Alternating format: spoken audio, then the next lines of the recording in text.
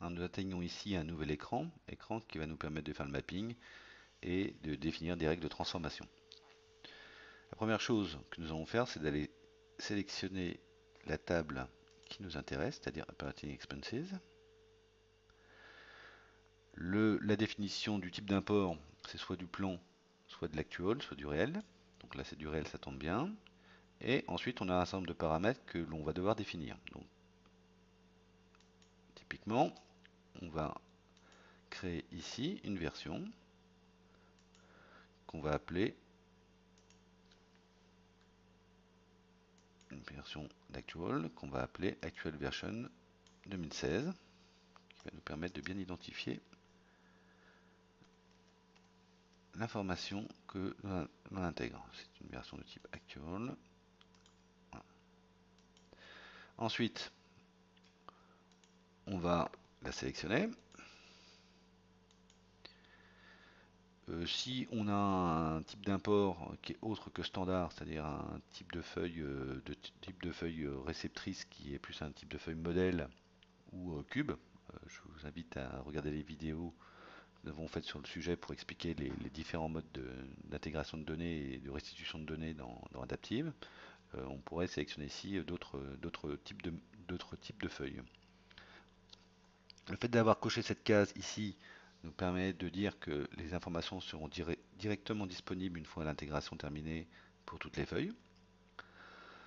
On a différentes possibilités, on peut écraser évidemment les données, on a différents niveaux de granularité d'information en cas d'erreur au niveau des logs, et on va également définir d'autres éléments par rapport à la période. Alors, la période, ça va nous permettre de définir que les données que nous allons rentrer sont de janvier à décembre 2016, et pour ce faire, on va créer un paramètre ici, toujours dans GFC.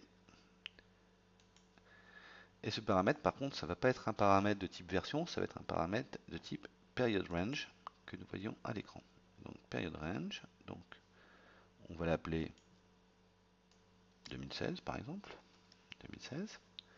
On va utiliser un calendrier normal, on pourrait utiliser un calendrier grégorien si on le souhaitait, et on va utiliser un paramètre de type fixe. Alors pourquoi? Parce que c'est un chargement une première fois. On a vu brièvement, avant que je clique, qu'il était possible de faire des chargements dynamiques en utilisant comme paramètre le dernier mois, le dernier trimestre ou la dernière année pour réussir à dynamiser complètement l'intégration des données. Ça permet notamment une mise en production, enfin une industrialisation de la mise en production qui est assez intéressante. Apply. Close. Ok, maintenant j'ai un paramètre ici. Automatiquement, on voit que la start date et la end date ont été alimentées, que c'est une période de type months, et on va pouvoir dire que la colonne qui définit tout ça, c'est la colonne période.